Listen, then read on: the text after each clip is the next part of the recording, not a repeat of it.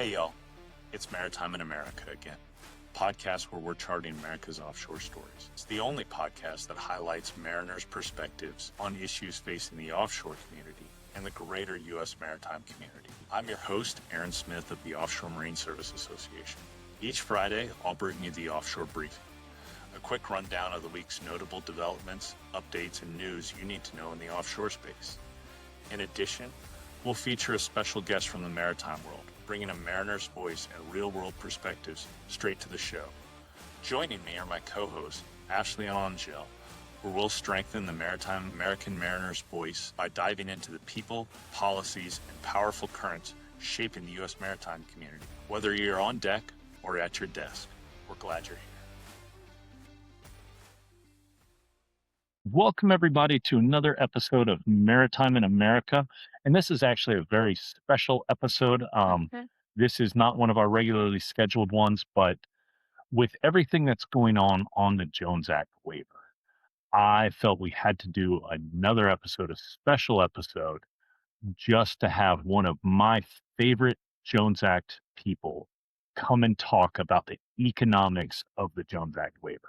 So that's what you're going to hear. But before I introduce our special guest, I want to introduce our co-host, Ashley Smith and Angelle Johnson. How are y'all doing? Just great. I've met John before years ago, and I thought, I've read his stuff and I hear you talk all the time. He is so knowledgeable. Holy moly. He's so good, and he is so data-driven. Yes, which I love that about him. I like that part. And he likes to do deep dives like me. Just saying. Yeah. I took notes literally during our interview with him, our conversation, because it wasn't an interview, it was a conversation. I literally took notes because I was like, holy moly. Yeah. And yeah, everyone, please. We have to do a part 2 in a few months with him. We have to. Yes. So everyone, you're in for a big treat here. We're going to have John McCown on. He's our special guest today. He lists himself as, his title he gives himself is shipping expert. And that's totally true. So if you don't know John, he spent 15 years as chairman and CEO of TrailerBridge. TrailerBridge provides container service between U.S. mainland, Puerto Rico, and Dominican Republic. In addition to that, he was the founder of Blue Alpha Capital, was a senior vice president of Paulson Company, $20 billion hedge fund, and is now a non-resident senior fellow at the Center for Maritime Strategy. So just really someone who had dug in every portion of his career to the economics of the shipping industry. And logical, factual. And he's here to talk about the current Jones Act waivers. So just fascinating. I mean, I can't even tell you which part I thought about it was the most interesting. It was all great. Yeah. So, well, I'm going to bring on our special guest here. So, John, welcome to the program. John, it's so great to have you on the podcast. We've done an introduction in the intro for you. But why don't you, you can do so better than we can. Introduce yourself to our listeners. Well, Aaron, it's great to be here. I've always enjoyed talking with you over the years. I've spent my entire career in the container space, basically, and mostly in U.S. flag. And so along the way, I became aware of what Cato Institute was saying, and I guess that goes back, 6 or 7 years that I've seen what they've put out and tried to do what I could to correct it. But it's very pleased to be here with you and the others to talk about something that is very important to me. I think the Jones Act makes sense. It's worked for 106 years, and it's very disappointing to see the current waiver and particularly the extension. It really is, and I greatly appreciate all of your advocacy over the years and your friendship, mostly your friendship. I know every time we get together, it's always a fun time. I always appreciate your wit, and was really impressed with your recent article about the waiver's impact. I thought it was very well done. So, I'd just like to go through and kind of give you some platform there to talk about some of that. What have, let's just take from the big picture here. What do you think has the waiver worked first? Let's just start there. No, in my view, it hasn't had any perceptible effect on the reasons we were told it was put in place. I went through, dug deep into the numbers, and I my conclusion is, that I can see one 8,000th of the increase in gasoline prices under the most conservative or liberal case. You can point to the Jones Act, but it just really hasn't had any effect. And yet, even with that, we have misinformation coming out, from Cato. What's particularly interesting, not only has the if and I started by looking at what the Maritime Administration showed were the approved voyages, and really just focusing on the full loads, and those just moved next a very small amount of the total gasoline, and again, it worked out to something a little bit more than 1/100th of a cent per gallon in terms of even kind of accepting the cost difference. So what's interesting to me particularly is that for forever, Cato and others have been kind of pounding the table with these ridiculous multiples, saying that it'd be four or Yeah. five times less, and they haven't talked about that in the current waiver because all of the Yeah. anecdotal information points to the foreign carriers getting more. And They talk about flow, but that I believe is just very misleading because of the the the shortage that we have right now under any circumstance. So that movement in terms of flow isn't really meaningful in my view. Um, well, no, I don't. And I think it's important to point out that even before the waiver was issued, it was issued, if memory serves, on like a Monday. But the previous Thursday, you saw our friends at Cato starting to, as they always do, starting to tweet out information that, oh, don't expect gas prices to go down that much. So they're already saying that the waiver was not going to work. Even before it was issued, they were saying it just because what they want to do is they want to get rid of the US flag fleet, and then they will be able to charge, well, not they, but their contributors will be able to charge whatever they want. And that's their end goal here in my mind. So, yeah, I saw that, but I explain for our audience here, and I will say, I have to say that I'm always very impressed with all of your numbers. They're always very accurate and they're always very in depth, and I'm always impressed by that. And especially considering that you're a supporter of the University of Alabama. I mean, this is kind of like the horse that can count here or something. I'm just always surprised by that. So had to just get that. But and look, we have two LSU grads here who could go with that. Go So Tigers. Yeah, right, you went right. to a school in Nebraska, so don't come at us, bro. Exactly. Yeah. Nebraska used to have a good team if you go back, I don't know, a couple of decades ago. And of Well, course, hey, I just think it's interesting that the demise of Alabama football completely coincided with everyone else starting to pay players. I think that's, a shocking as, development there. So, as no, it, but explain the concept of flow to our audience, because I do think this is important and it's an overlooked aspect here. So please. Yeah, yes, and again, when I did my article, I just started with looking at the basic numbers, and of course, I have a long history with what Cato has put out going back 7 years ago, and almost everything that they talked about up to now was about how the cost would just be significantly less. I mean, and Yeah. I can remember people saying, "Wow, without the Jones Act, gasoline in the Northeast would be 30% 30 cents a gallon less, and all of the gas would move. And of course, none of that has happened in terms of the actual voyages. If you kind of really dive deep into the actual waivers and see where they're going, Mhm. the market that they spoke the most of was the Gulf to the northeast, and I believe there was just one full load. Um, the biggest Yeah. market for moving gasoline has always been from the Gulf to Florida because they have no pipelines, and Yep. there also it's been, I think, just one load. So everything that they kind of laid as a premise was going to happen hasn't happened in terms of the actual flow. You've seen a lot of quirky movements, a lot of intra-California movements, which Yep. again is not my view, an economical way or kind of a sustainable way of moving something. But again, right now we're in this very unique situation where gasoline is spiked. I think as I recall, I think the price in California has gone up like 30 or 35 cents more a gallon Yeah. than the price elsewhere. So what is really happening is just simple arbitrage that would not exist in a normal situation.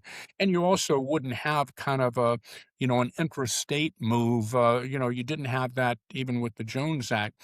So all of these kind of that flow, and again, if you look at it overall to the amount of gasoline, it's next to nothing. But Yeah. there have been a fair number of additional voyages, but that's been driven by the unique situation that we're in with the spiking prices. And so what is interesting is now you have the Cato folks not saying anything about the cost because they know they don't want to be compared to what they said before, but they're somehow saying, well, because these voyages, actually happen, that must mean that there's untapped demand.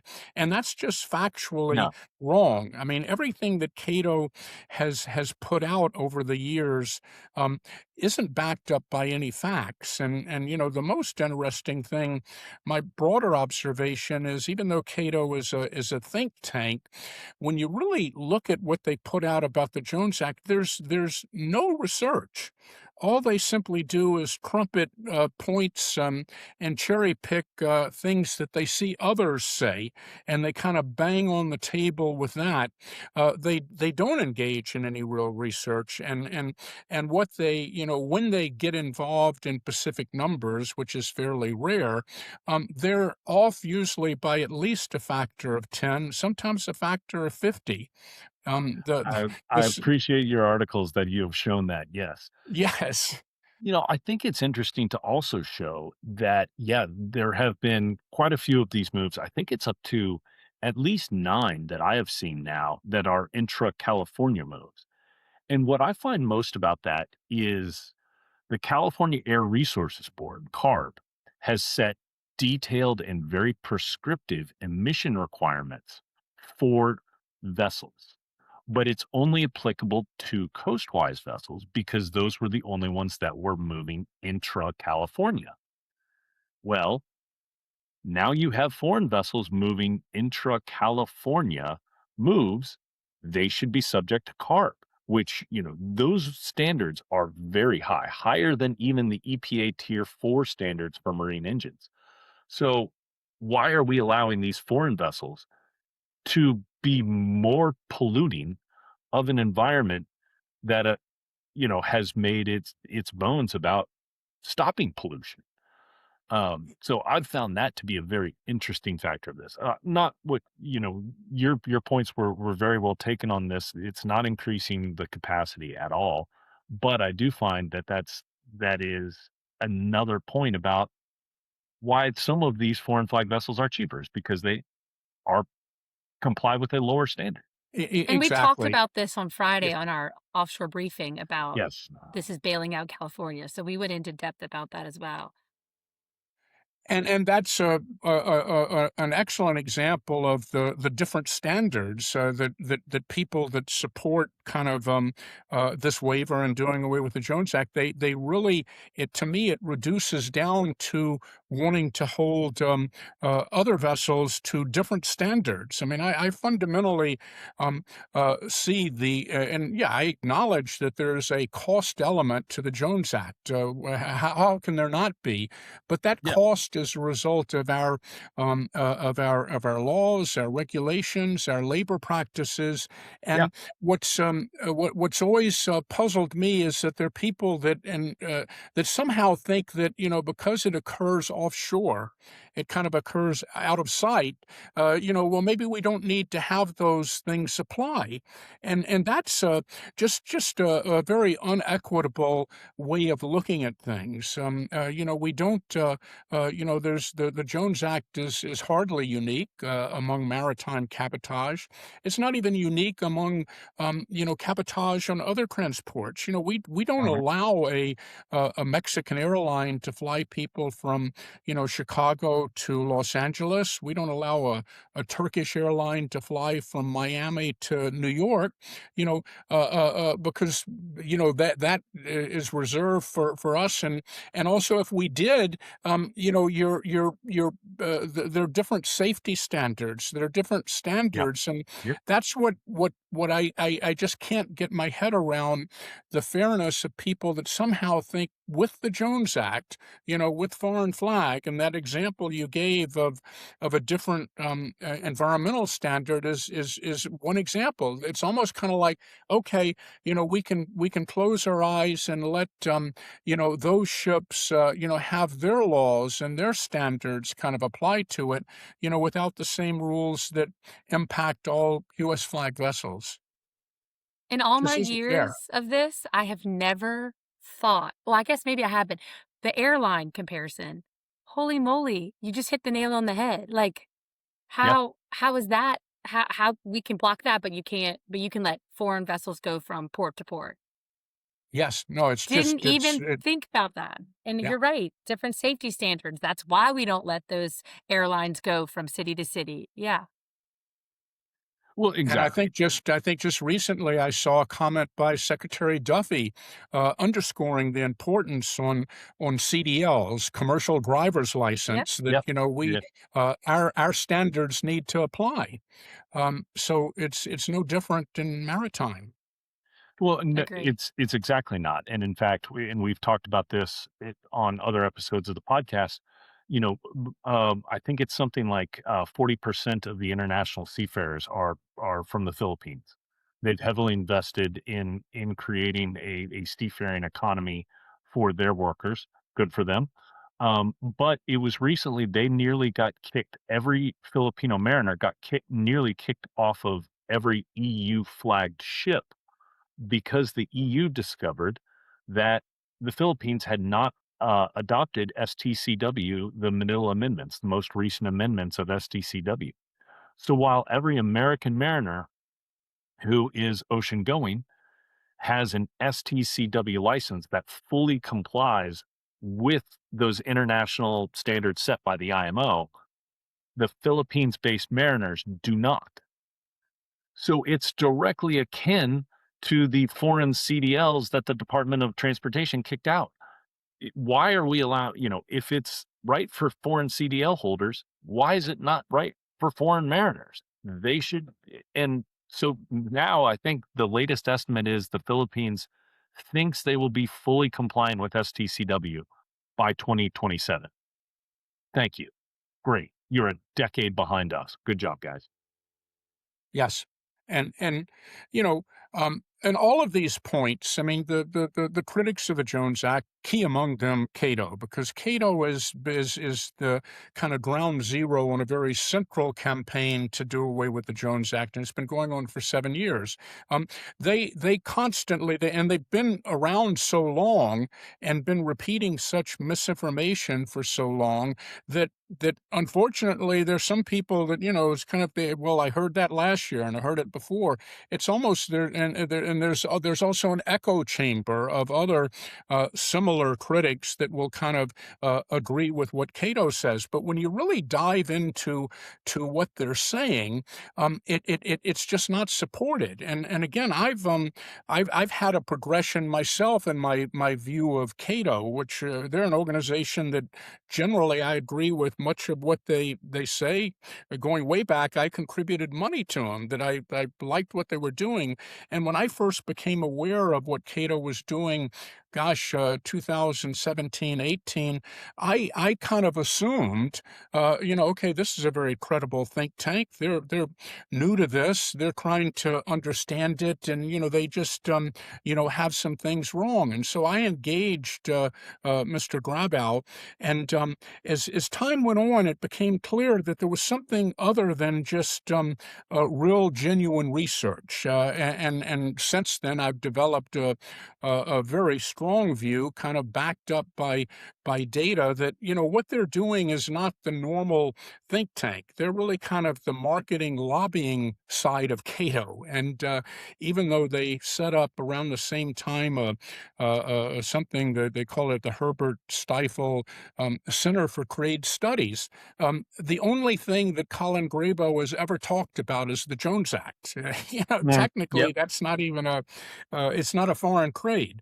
And I did a little research actually on where this the gentleman that must have funded this was the owner of a very large and eminently successful pharmaceutical company, actually based in Puerto Rico, my old stomping grounds, Oh and he yeah. sold it for billions of dollars. And I'm guessing that like many people on Puerto Rico, it's always been, the Jones Act has always been blamed for everything.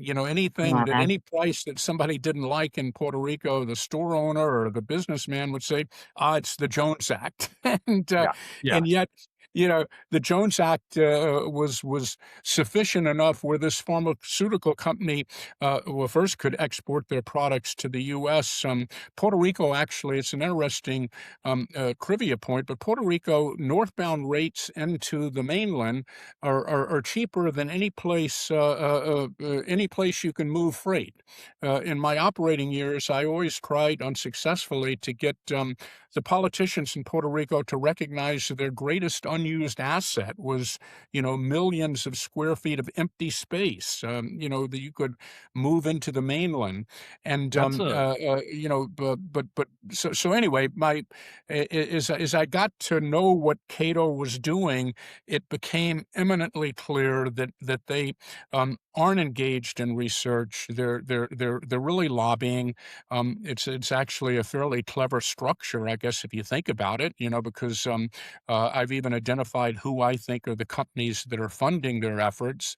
That's supported well. by what they disclose on their corporate contributions, and the fact that all of these are foreign-based entities, that legally couldn't even engage in lobbying, is another clever thing. But the most clever part about it is that, again, my first year of first 6 months of seeing what Cato was doing, I just kind of assumed, well, this is a real think tank and they're engaging in Mhm. real research. And I'm sure when they knock on the door of a congressional staffer or or somebody, they kind of think the same way, and they kind of keep on hearing. But it's just misinformation.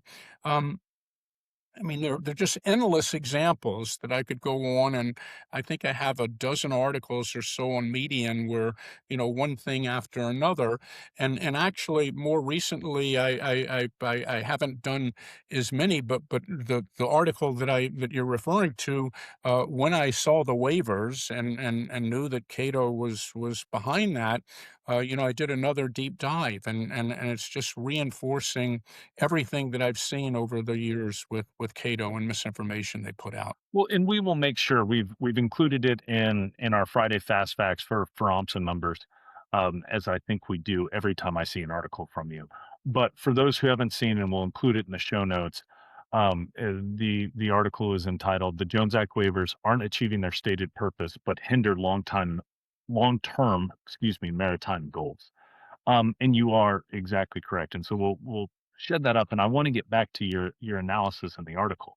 But I do think it's important because you stated, and I remember this article from a few years ago, and I love it. But you state that you believe you've identified the interests who are funding this aim the Cato's anti-Jones Act tenant here, because yeah, I agree with a lot of what they put out as well. But I agree with your analysis here, and these aren't just disinterested actors here that are funding the Cato Institute's anti-Jones Act aim either, are they? No, not at all. And my informed Yes. speculation is it's people in the LNG sector Yes. because LNG has gotten a disproportionate amount of attention from Mr. Grabow, and there are really just two places in the U.S. that import LNG: Boston Yep. and San Juan for Puerto Rico, and both of those are natural gas, which you have to spend a lot of money to turn natural gas into LNG, Yep. flows most cost effectively in pipelines. And Exactly. Massachusetts, to their credit, I guess, they converted from coal to natural gas, and Yep. so much so that they ran out of pipeline capacity, and their plan was to put massive additional pipelines, going from the Midwest across New York. And Governor Andrew Cuomo basically kind of said, not on my watch. Yep. And so they were stopped from doing that. And so their plan B was to import LNG. And then obviously Puerto Rico, you can't have pipelines. So both of the entities that import that LNG are foreign based. In the case of Boston, it's National Grid, the giant UK utility that has bought up Hmm. all of the gas pipelines. And in the case of Puerto Rico, it's a company called New Fortress Energy, which has a 20-year contract to sell Yep. natural gas to the Puerto Rico utility. What's particularly interesting about the Puerto Rico contract is Fortress Energy's 20-year contract. Their pricing is based on Henry Hub natural gas. Yeah. So Yeah. so if there's any changed economics from any hypothetical Jones Act waiver, that goes 100% to New Fortress Energy. And the quantities are big, and so one can see where they can say, hey, if we could somehow get the Jones Act changed. But this is where it gets really, in my view, kind of interesting. And what I think because if you look at I did a deep dive into the whole LNG trade when I was at a large hedge fund, and we had a massive investment. And when you make an investment like that, you do a deep dive. And what I learned about the LNG maritime trade is it's a peculiar combination of a relatively low value cargo and the most expensive vessels in the world.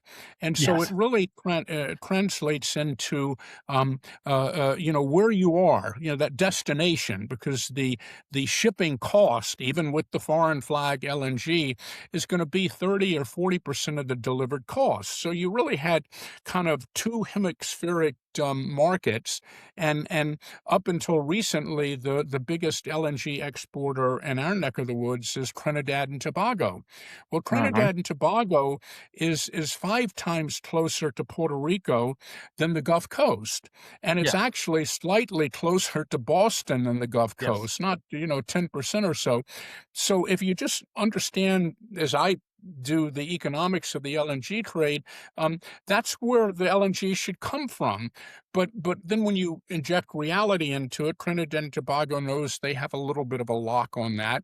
And so if the Jones Act were to go away, what I think would happen eventually in the LNG trade, Trinidad and Tobago would probably give lower cost, but it's not altogether clear that it still wouldn't continue to move from Trinidad and Tobago. And so both of the entities that were lobbying for that would get economics, but it wouldn't really perhaps change into any difference. Uh, Sure.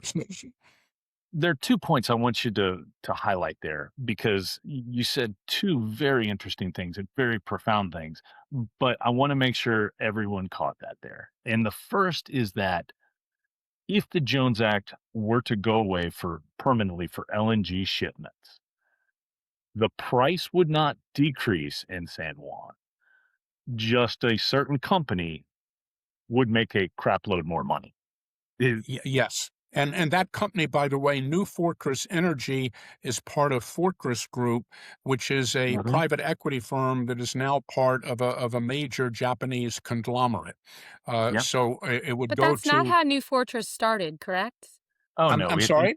totally is. Uh, We have a different experience with New well, yeah, Fortress. I was just Very curious. Yeah, we it's haven't. so I it's okay, a very interesting name, and I know at least 2 OMSA members that are going to be very much laughing at this podcast about that. okay, So, okay. I'm sorry, I didn't mean to interrupt. I'm just yeah. connecting all the dots and learning so much. See, all of these times, Ashley, that you laugh at me for looking like Charlie Day with the crazy map on the wall with all the red strings. Actually, this whole time I've been thinking you and John are not allowed to talk offline ever again. Y'all will be conspiracy theorying everything. Although this isn't a conspiracy theory when you can back it up with facts, though, you Yep. know? Yep. Sorry, Yeah. So proceed.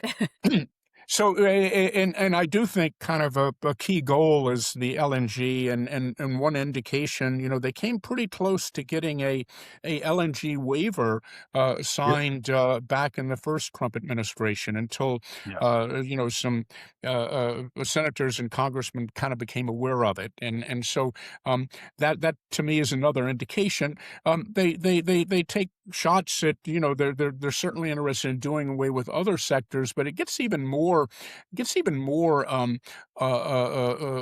sinister, if you will, when you get into the container space with what they're looking to do, because there, and this gets to again what I found from the beginning. I mean, Colin Grabo's favorite selective cherry picking of cost is the bill multiple, and there's no doubt Yes. that it costs much more to build a ship in the U.S. Yep. Colin liked to initially use 6 to 8 times, and Yeah. again, this wasn't his research, but he would reference there was a CBO study that made some anecdotal reference to six to Oh, eight it times. wasn't CBO, it was, Congressional Research Service, Oh, CRS. right, right. Yeah, I'm sorry. Yes, right. Congressional research. Yes, that's right. Yeah. And so I dug into that and was able to eventually get in touch with the author, who said, well, no, that and so he formally retracted that, and so Colin Yes. had to go back to 4 to 5 times, and I happen to think 4 to 5 is still too high. I peg it more at 3 to 4 times, 3 times for tankers, 4 times for container ships. When you do an apples to apples. That being said, that's a big difference. But what Colin wants you to think is that, therefore, if you didn't have the Jones Act, it'd be 3 or 4 times less. And we know that's not the case. No. Certainly not the case with tankers. Operating cost differential is much less.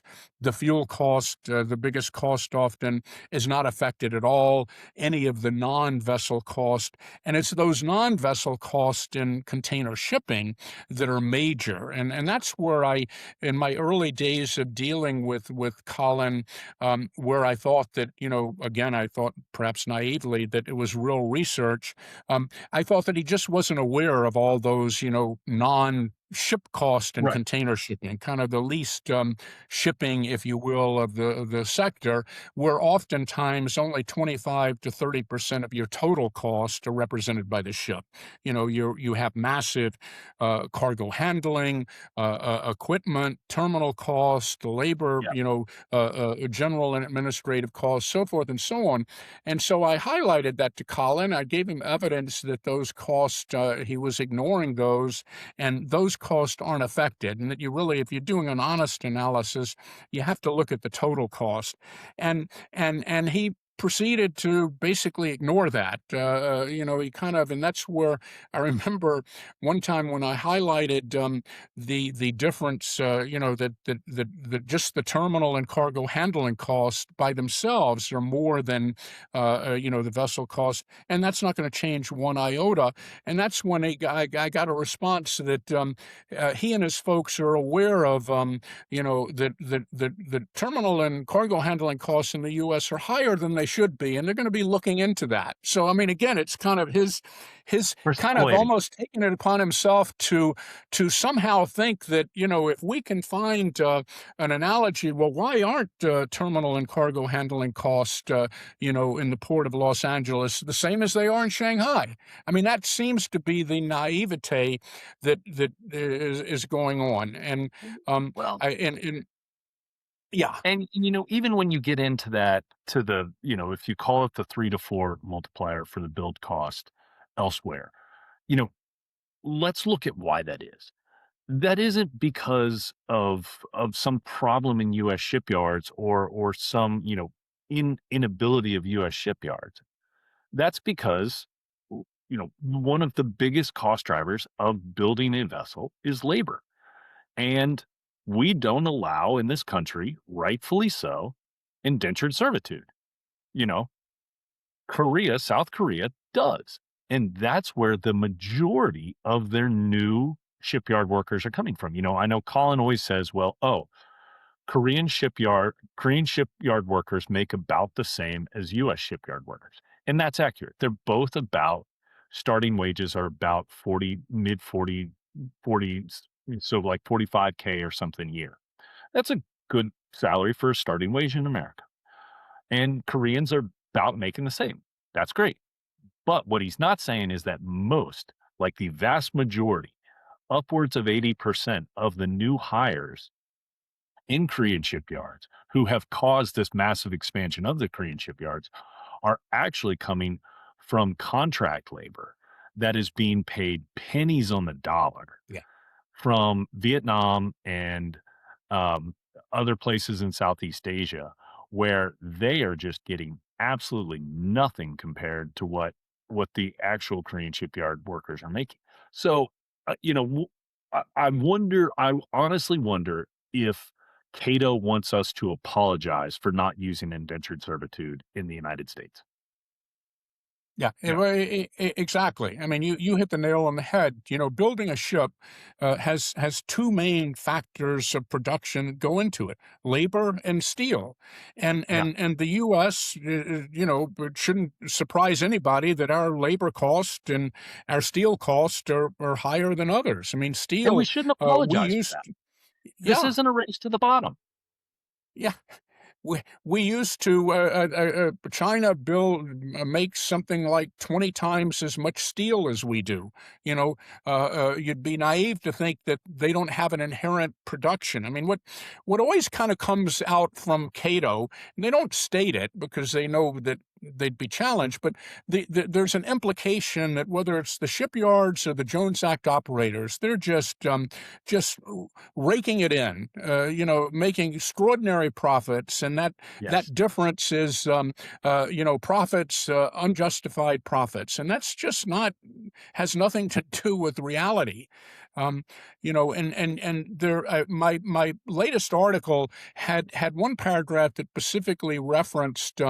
This goes back 3 or 4 years ago, and one of the last, when there was a Jones Act waiver for the Colonial Pipeline shutdown. And that was one case. You didn't have the super tightness in terms of flows that kind of made these comparisons not relevant. But there was a case where, as best I could tell, it was an apples to apples comparison where you could see there was about a 240,000 or 50,000 difference in a voyage from the Gulf Coast to the East Coast, and you could peg that at exactly like 2.4 cents a gallon, for what was moving. And your memory is impressive. It was actually 2.38. So you were off by right. Yes, yeah. Well, well, you know how I'm a math person. I would go into 3 or 4 digits, but I try and round things. So Colin Again, Graybow how the took guy from that. Alabama has And, gotten it, we're not sure. and again, Colin doesn't do any of his own numbers. They're math challenged, I think, but he likes to kind of cherry pick. And there was some Forbes article that referenced somebody that said, well, the cost to move from the Gulf Coast to the East Coast is 10 cents a gallon. What they were obviously referring to in that article, I'm sorry, it was a J.P. Morgan analyst. He was clearly talking about the total cost of moving it by Yes. Jones Act, Yeah. not the differential. So Colin took that 10 cents a gallon, and then he applied it to all of the gallons consumed on the East Coast, which is just laughable, because the Jones Act at that time, it's changed then, but was not involved in moving more than 6.5% of the gasoline, to the East Coast. So Nor he will it was ever, first because starting again, with like you said, the best way to move it yeah, is in a he was pipeline. starting with the per gallon amount that was 4 times reality, and then he was applying it to 16 times as many people that it applied to, and he came up with his absolutely ridiculous $4.3 billion annual cost to consumers, when the real number was literally 1/50th of that. And that is his studied analysis. And so, that's really all you need to know about what Cato is really saying about the Jones Act. It's very much they seeking an end, and any means they use to do that. I mean, I've often, people are sometimes, I'm obviously a major proponent of the Jones Act. I also am against tariffs. I believe in free trade. And I've had people say, well, wait a minute, how do you square those? And I said, well, I square them because the Jones Act is national security. And so, but I really do think it's just the stuff that Cato is putting out. When again, that example of 50 times overstating the real cost, they're doing this kind of without any support of the facts. They're just pounding the table and putting out information, and they've been doing it for so long, and with a kind of an echo chamber of other people doing it, that unfortunately it's been effective to more people than it should. And again, I'm not, I would have no issue with somebody that simply says, I'm just philosophically against any cost. Doesn't matter what it is. I would disagree with that position, but what Cato is doing is just misrepresenting things and doing it in the veneer of well, we're a think tank, and what they're really doing. In one of my articles, I used the graphic of the 3-card Monty. I mean, that's how Cato is kind of 3-card Monty. Don't pay attention to the facts. Da da da da da. And they're just misrepresenting things to policymakers and to the public. And why do you think that people are taking all of that for face value, and we're in these situations? I think a lot of it, Ashley, is just repetition. I think that, because Cato is behind so much of what comes out. And I did I used to pay attention to what Colin posted on so-called Twitter. It was just endless. And over a 6-month period, I was, I had way too much time on my hands, and I counted how many posts, and it worked out to 11 Twitter posts a day, 7 days a week, 100% on the Jones Act. And it was all these talking points. And again, no analysis, but it would be cherry picking this, cherry picking that, finding out what somebody else said. There's an outfit in Hawaii, the Grassroots or something. They put out a study that said that the Jones Act and container shipping is costing consumers in Hawaii, $1.4 billion a year. Well, the first problem was the number they were using was larger than the entire container freight market. So you back away and kind of say, you don't have to be an analyst to say, wow, you mean if the carriers did that service and they charge zero, it would still cost 600 million more than that. And again, it was just full of just crazy assumptions that had nothing to do with the reality. I dug deep into their numbers and were able to show their clear mistakes. They never backed off. I came up with no more than 138 million, again, kind of a 10 to 1 reduction.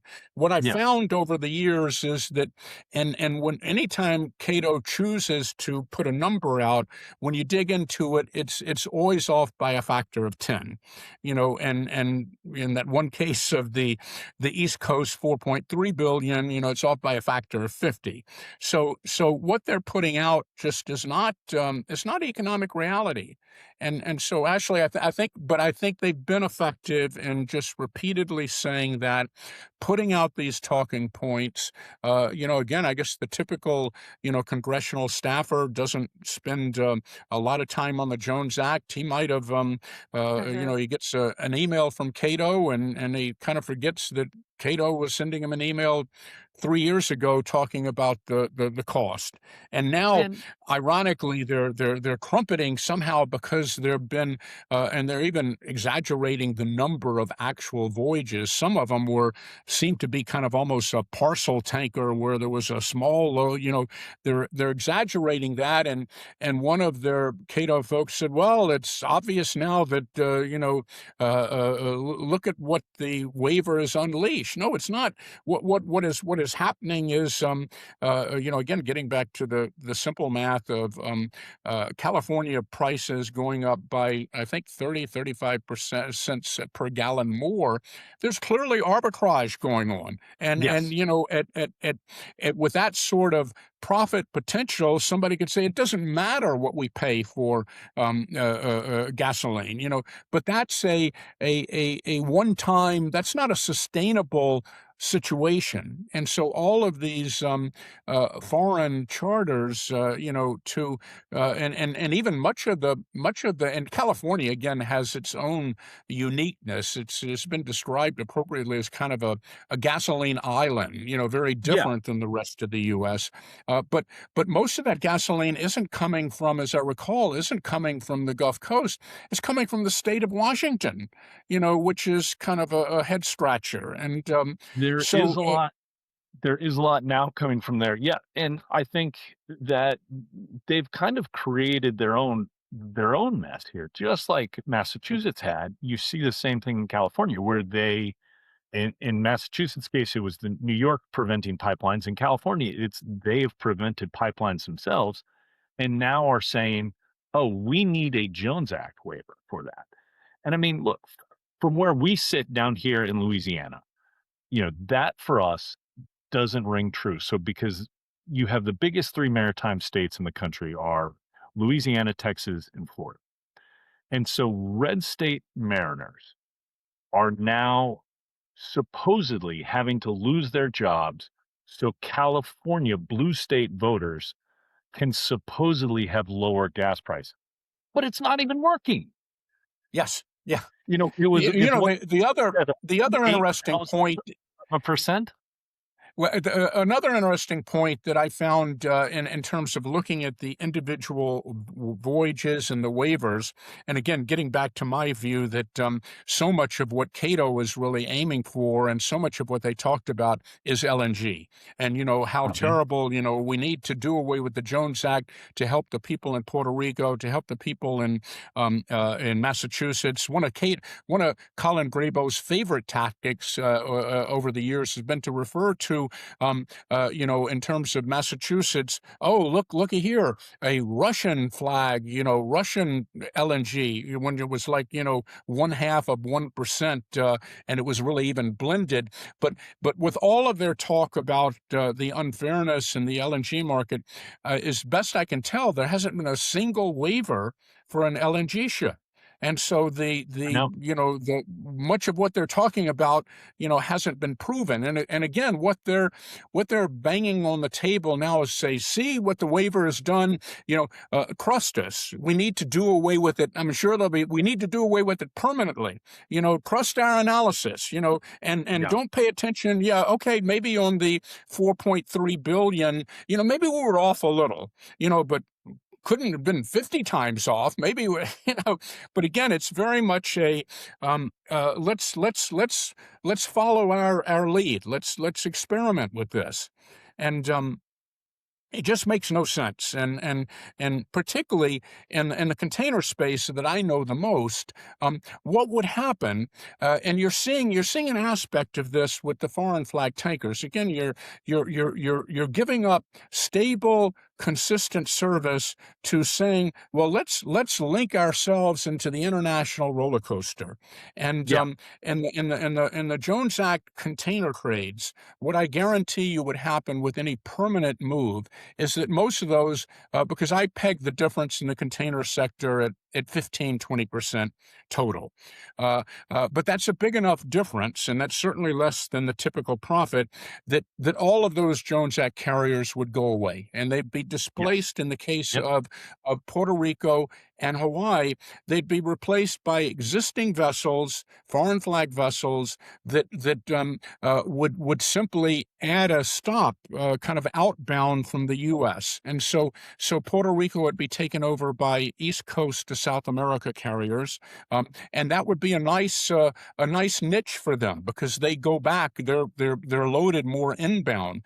Similarly, Hawaii would be taken over by Trans-Pacific carriers, and so you would end the Jones Act, you would lose all of those jobs, and you would also, by linking into that, for instance, during the pandemic, it's been well known that a lot of carriers decided that rather than take outbound loads from the U.S., which would be eating up equipment and eating up time, they would just load the empty boxes and get them back to Asia, because that made Yep. more economic sense. And, putting aside the rightness or wrongness of Well, that, you and can understand that.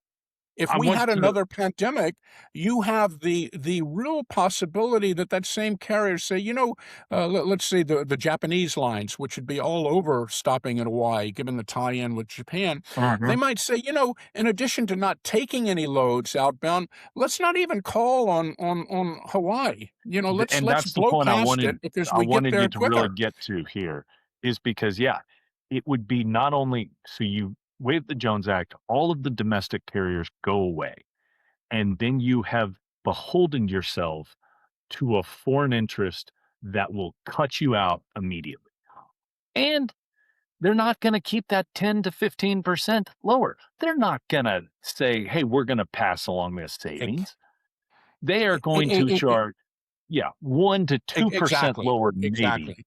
and you're And going to and lose so, the yeah, the nightmare would be, cut off of service. But what you customer. also lose right now, all of the Jones Act, they're direct shuttle services that go out with cargo. They come back mostly empty, and because they come back mostly empty, the rates are extraordinarily low. I said Yeah, earlier, Puerto Rico northbound is cheaper than anything, and but what even though it's not a lot of freight, that's freight that, whatever is produced on the island, yeah, seafood in yeah, Alaska, pineapple in Hawaii, all the products that Puerto Rico makes, all of a sudden they lose that, and yeah, those are exactly, the export cargoes, are the ones that create jobs. And so not only exactly. all of a sudden now, and you literally have a situation, I'll use Puerto Rico as an example. I mean, there were times where the northbound, you could move a 40-foot container from San Juan to Florida for $400. I mean, something, three digits, almost unheard of. When the Puerto Rico trade is taken over by South American carriers, particularly when South America is strong, all of a sudden, that load, they would stop in Puerto Rico en route to South America. Gone is the direct service back. If you were Yep, an exporter in Puerto Rico, you could get a space, but you would have to pay the rate that they were getting, northbound out of Brazil, which might easily be 10 times times higher. So Yeah. you're kind of talk about a bad trade. You go from direct service at $400 to now you've got to put your load on in San Juan. It keeps on going south to Brazil, so your transit time has gone up by a factor of 4, and you're paying 10 times more. And that's the guy that is employing local Right. jobs. Right. So you know, and I've in my early days, I kept on emphasizing that to Colin. I said, whatever we can debate in terms of the underlying cost, but what is absolutely certain. Without the Jones Act, you're going to have a geometric increase in both the transit time, and the cost of moving inbound loads. And there was kind of a shrug of the shoulder that, but that's a reality, and that's what would happen. And, Yep. again, if they hypothetically succeeded, Colin would be on to some other project. I guess maybe telling us how, we should have cargo handling and terminal costs similar to where they have in Shanghai. Yeah. Well, he'd probably then go into like we were talking about before, and making sure that every truck driver in America is a foreign national making 3 cents an hour. So that's probably where we'll go next. So if we want, if you like what's going on with the Jones Act, just wait until foreign truck drivers are on every street corner in Can I America. just say a follow-up to my question? Because I've been laughing since you made this comment. Our youngest just admitted to me that if she keeps asking me the same, she realized if she keeps asking me the same thing over and over, I'll eventually give in and give her whatever she wants. She just said that. So basically that's what's going on, right? They just keep putting things out there and everyone just believes it. Our 13-year-old has also figured this out and told me. The And anti-Jones Act lobby and our 13-year-old about on the Right? same level. It's brilliant. It works because I give her whatever she wants. One further point that kind of comes to mind, and again, but you could see somebody doing it. Again, it gets back to me the basic inequity of taking this one industry, perhaps because it occurs, offshore and out of sight, and somehow, well, that's not Yep. really America when it is. And if you were to have literally a no Jones Act, I literally can envision some clever person saying, "Now, wait a minute. What if I have a big ship and it's anchored and it's not really going anywhere, but it's got a factory on board, and because it's a ship, that's not covered by the Jones Act, and so the people that we employ in whatever that factory is, they're going to be employed under the laws and regulations of the country that it's a flag. I mean, it really, if you reduce down the people that want to do away with the Jones Act, because again, all of those cost differences result from our differences, our laws, our regulations, our labor practices. Where they really tiptoe, they kind of say, "Well, yeah, we want to have the same thing," but once if you say that foreign flag ship has to comply with all of those rules, you've just evaporated all of those Exactly. costs. And so they're not really, they're not being honest when they say that. What they are really embracing, and they'll never admit it, but no, we think it's we have our laws and they have their laws, and almost kind of a lawless regime, or well, No, let's be candid. they are offshoring jobs without Yes, offshoring the jobs. That is what they are doing, because you are taking a domestic trade and you're putting it that doesn't have to pay domestic wages, doesn't have to pay domestic taxes, doesn't have to comply with domestic safety regs. That's what you're doing. That's your cost savings right there. yes, And yes. so it doesn't make any sense. And But John, Aaron, you've done a wonderful job in the offshore space of shining a light on what's going on and these well, practices. And I always enjoy seeing your updates on the reality. And you're right. I do. I enjoy seeing your updates as well, John, and it's great to have you and great to give a platform for you here to talk about this because it's been needed. You're such a great voice in this space. So always so informed and educated, vis-a-vis me who usually just pulls stuff out of I was gonna wherever. say Thank we you. may need to do a part 2 and further this conversation, like, in a few months after things change to see what's going on. Oh, I yeah. would love to do that. My only disappointment in the conversation is the reference to the Crimson Tide, and you know, He's a nerd, don't even worry. well, and you're, you know, I do. My own background is complicated because while I'm from Alabama, I graduated from LSU, and so I Mhm. often have people say, "Well, you know, who are you for?" And I'm for both teams, and I like to I root for both of them until they meet each other, and hopefully they'll be undefeated, and then whoever wins is my team for the rest of the season. But I must admit, I even when I was at LSU, I probably secretly, and I guess this is suggests some poor character, but I've always been Alabama leaning, but I certainly appreciate We'll the forgive you. Tigers, and I have on my bucket list. Well, now that they have games that aren't at night, I'm not sure Tiger Stadium is quite as raucous as it used to be. Oh, it is, even during the day. And they sell beer in the stadiums, so. Yeah. Yep. The Wait, 2 most recent. before Yes, we wrap, I Angelle. do have one more question. Yes.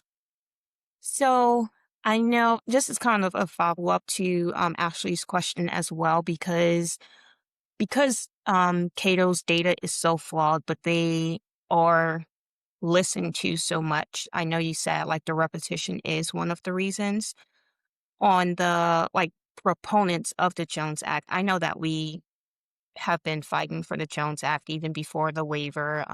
We've been repeating it, just like you said. Aaron has been a big advocate of it. What more can the industry do to Good like question. get our messages out there? I think just making your local congressman aware of your support, you know, encouraging, you know, anyone that seems to be seriously lapping up the Cato information to do their own research, to press Cato for numbers. You know, that where they like to really engage more in, you know, talking points, kind of the same talking points. You know, I've gone quite public in my speculation, my informed speculation of who is funding them. Yep. You know, they haven't said that he's wrong, that I'm wrong. You know, and so I take that as kind of tacit admission that what is really going on here is lobbying, is lobbying, and Yes. you know, but people will say, and again, the Jones Act certainly, I guess, has its own, you know, group that is supporting it. But I think it kind of came into being to kind of inoculate the misinformation. I purpose, you know, I think it's pretty atrocious if what's going on is really going on, and I'm sure it is. That, you know, it just seems like there should be some disclosure, you know, of who's really kind of paying the price for this. And again, I Yep. get back to the you know, 11. I haven't checked it, but I'm pretty sure he's got the same productivity, 11 tweets a day. You know, Oh, I you know bet it's higher. e- I'm 11. betting it. Yeah, Aaron, that's don't not make fun of anyone. I'd love to research. see your LinkedIn. That's not research. I mean, that's not what real think tanks do. You know, I'm involved with the Navy League think tank, the Center for Maritime Strategy, and as Yep. best I can tell, I don't think they. I'm not aware of any Twitter usage. I know I don't go, and when I have articles, yeah, so it just it all just smacks of you know, paid for lobbying, kind of dressed up as if it's a real think tank. But Uh, here's I here's think yeah. there are clearly aspects of Cato that are a real think tank. What Mhm. Colin is doing is not, and it's shameful. And here is the difference: is when I lobby, you know who I am lobbying for. Mm-hmm. Exactly, I file exactly, disclosures quarterly basis that says who I'm lobbying for and what I'm lobbying on. They don't, and that's the difference. exactly. There was a quote that in the recent annual report for Cato, a quote by Milton Friedman, who I guess way back when was, certainly a conservative aligned with Cato, Yep. and he was quoted as saying, "What I really like is that over the years Cato has stuck to its principle." When I read that, I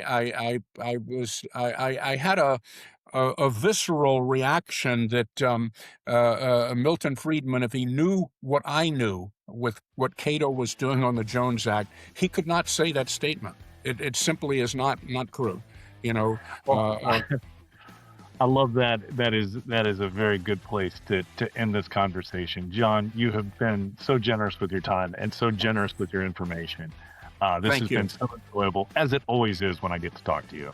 thank you So, very much, and well, thank you for everything you Yeah, do. thank you.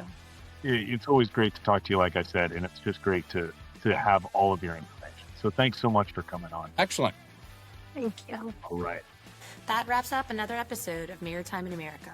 We're proud to highlight the voices and stories that keep the American offshore industry strong.